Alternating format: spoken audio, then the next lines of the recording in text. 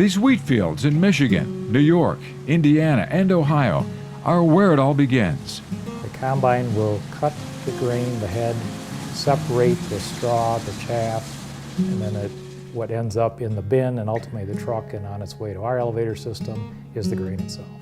The soft white wheat crop has found resurgence in the Saginaw Valley and Thumb region of Michigan due to a progressive approach and the embracing of new technology by our local growers.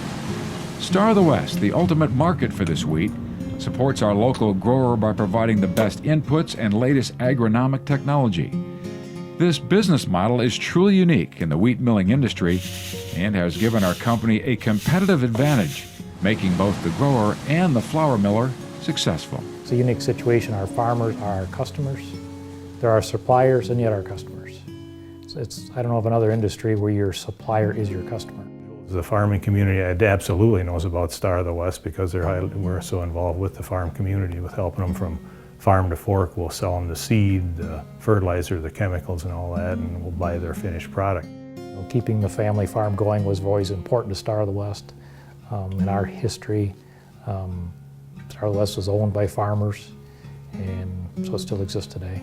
Star of the West traces its roots to the original flour mill on the Cass River, where Johann Matthias Hubinger sold his share of the river mill and started his own store and eventually another mill in 1871. Competing with the world-renowned Mayflower in Saginaw, Hubinger came up with his own brand named for another famous ship, the Star of the West.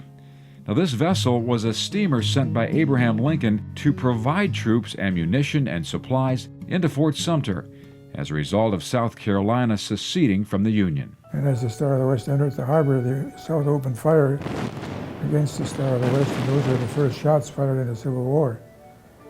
The Star of the West was able to turn around and duck out back into the ocean, and it wasn't sunk. That happened, in the 1860s.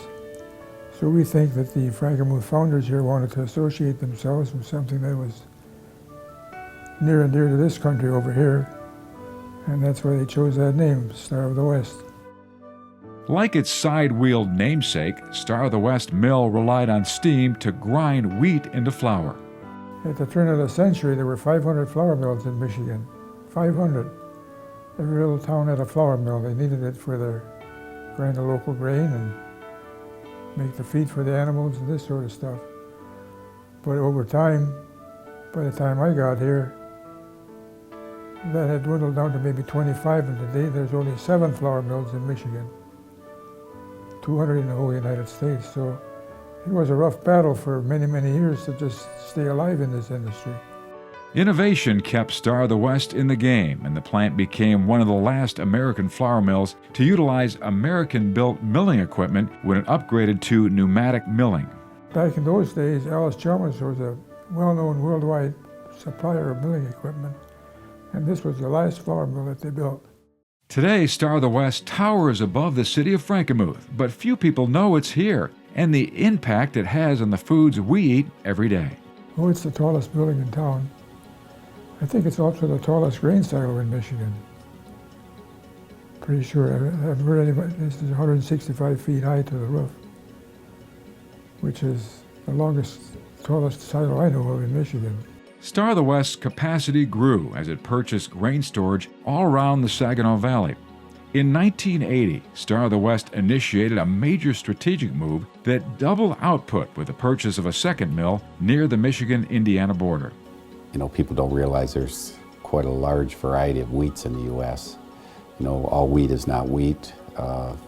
There's bread flour, right? So it's a hard wheat that comes from out west, and then you've got pasta, which comes from a different durum wheat, and so there's, I think, 7 or 8 different varieties out there, and we basically have stuck to the soft wheat.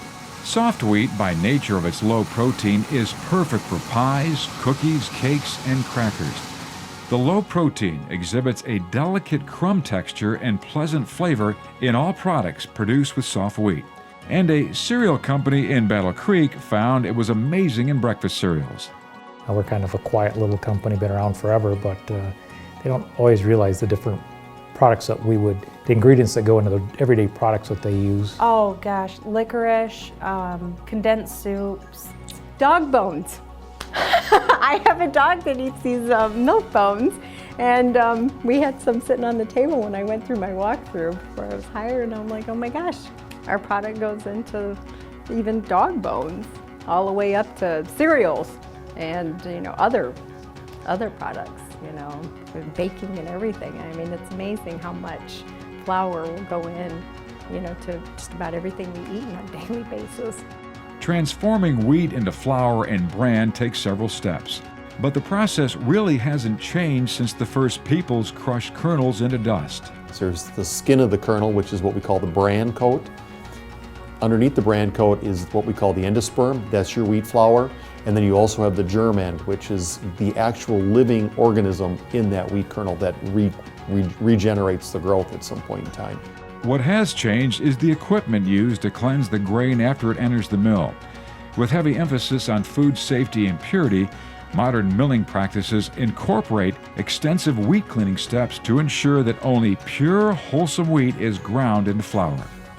The farmer's out in the field, he's harvesting that, and he ends up picking up sticks and stones and straw and you name it. Pliers, boots, I think we've seen everything in. So our job, of course, is to take that wheat and super clean it. Computers nowadays can take a look at that kernel, and if it's discolored, can shoot air to kick it out of the stream. It's almost mind-boggling when you go through there and look at that machine and you see the flow of wheat coming down. That how can you possibly see all those kernels, right, and make a decision and kick it out? But yeah, technology, every year it keeps getting better and better and better. To think that we can take 500 bushels of wheat and look at each kernel in that 500 bushel and either accept it or reject it is beyond me. It's hard for me to comprehend that. We go through some extraordinary lengths to make sure that we produce safe food, some things that you wouldn't even believe that a flour mill would be doing. Gravity aids in pulling the flour through the roll stands, but forced air, or what we refer to as pneumatics, is used to carry the wheat through a system that grinds it finer and finer.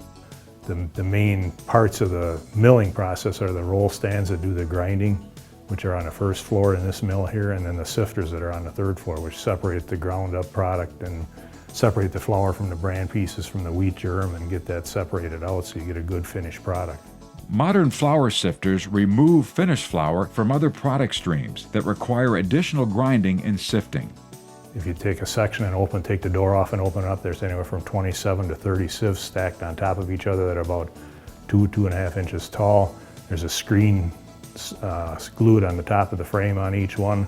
The sifting process goes back and forth across the screens. Typically you do your coarse sifting in the top of the sifter, and as it works its way down,